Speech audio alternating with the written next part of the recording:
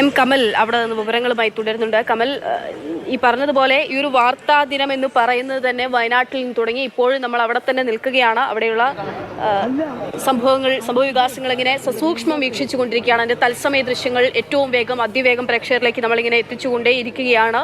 അവിടെ നിന്നുള്ള വിവരങ്ങളൊക്കെ തന്നെയും നമുക്ക് ഈ ഒരു ദിവസം ആകെ പരിശോധിക്കുമ്പോൾ ഉള്ളതും ഇനിയിപ്പോൾ അടുത്ത നീക്കങ്ങൾ, ചുവടുവയ്പ്പുകൾ എങ്ങനെയാണ്, അവിടുത്തെ ഓരോ ചട്ടൽ നീക്കങ്ങളും എങ്ങനെയാണെന്നുള്ളത് നമുക്കൊന്ന് പൂർണ്ണമായും ആദ്യം മുതലേ വിശദീകരിക്കാം. കമൽ,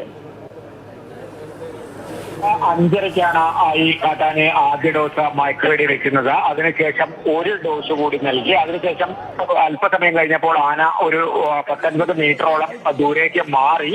അവിടെയാണ് ആന ഇപ്പോൾ ഉള്ളത്. മുഴുവൻ ആക്ടിവിറ്റിയും ഇപ്പോൾ നടക്കുന്നത് അവിടെയാണ്. ദൗത്യ സംഘവും വനംവകുപ്പ് ജീവനക്കാരും ഒക്കെ ലൈറ്റൊക്കെ ആയി അവിടെ ആനയുടെ അടുത്താണ് ഇപ്പോൾ കാര്യങ്ങളൊക്കെ നടക്കുന്നത്.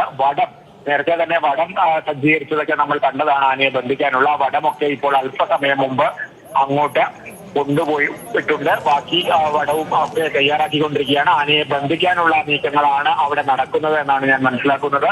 അതിനുശേഷമായിരിക്കും പുങ്കിയാനകളെ കൊണ്ടുപോവുക.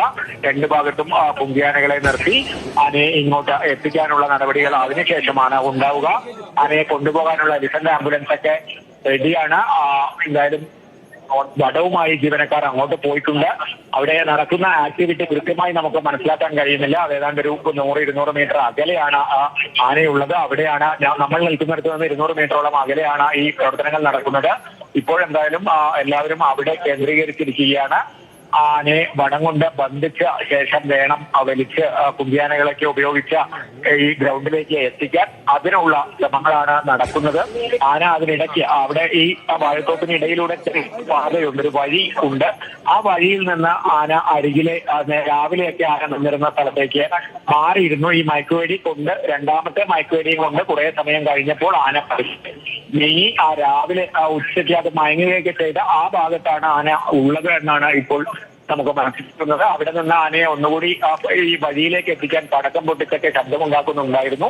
എന്നാലും ഇപ്പോഴാ ദൗത്യം ഏതാണ്ട് നടക്കുന്നു എന്നാണ് മനസ്സിലാവുന്നത്. കാരണം വടം ഒക്കെയായി ആളുകൾ അങ്ങോട്ട് പോയിട്ടുണ്ട്. വനം ജീവനക്കാർ വടമൊക്കെയായി അങ്ങോട്ട് നീങ്ങിക്കഴിഞ്ഞു. അതുകൊണ്ട് തന്നെ അടുത്ത ഘട്ടത്തിലേക്ക് ഉടൻ ദൗത്യം നടക്കുമെന്നാണ് നമുക്ക് പ്രതീക്ഷിക്കാനാവുന്നത്.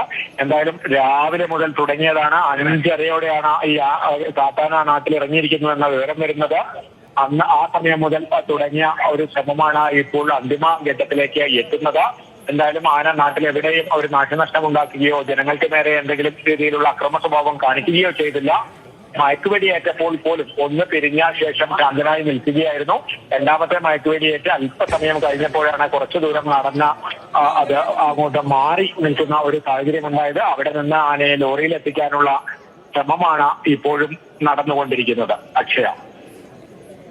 എം കമൽ തത്സമയം വിവരങ്ങൾ നൽകിക്കൊണ്ടിരിക്കുന്നു. എന്തായാലും ആനയെ ഇപ്പോൾ ലോറിയിലേക്ക് എത്തിക്കാനുള്ള ശ്രമമാണ് നടന്നുകൊണ്ടിരിക്കുന്നത്.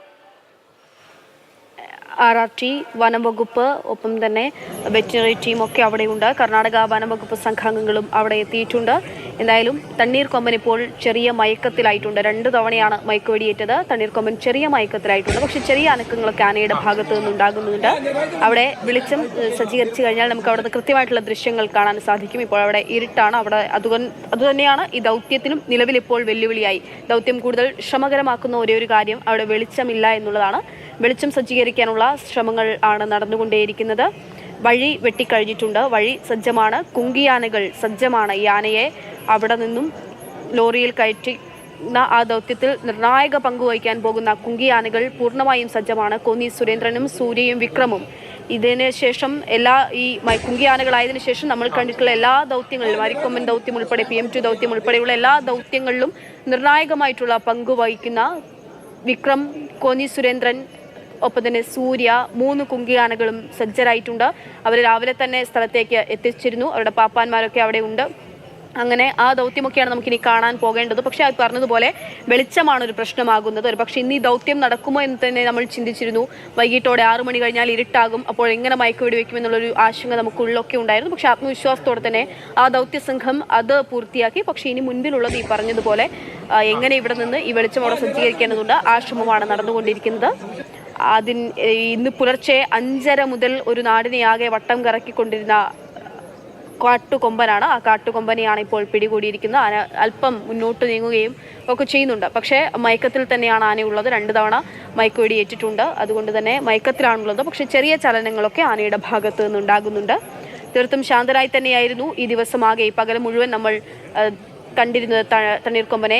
യാതൊരു തരത്തിലുള്ള പ്രശ്നങ്ങളോ അക്രമകാരിയാകുന്ന രീതിയിലേക്കുള്ള പ്രകടനങ്ങളൊന്നും തന്നെ നമ്മൾ തണ്ണീർക്കൊമ്പന്റെ ഭാഗത്ത് നിന്നും കണ്ടിട്ടില്ല. ശാന്തനായിരുന്നു ആന. എന്തായാലും ഇപ്പോൾ മയക്ക് വെടിയേറ്റ് സ്ഥലത്ത് നിന്നും ആനയെ നീക്കാൻ, ആനയെ ലോറിയിൽ കയറ്റി കൊണ്ടുപോകാനുള്ള ശ്രമങ്ങളാണ് നടന്നുകൊണ്ടിരിക്കുന്നത്.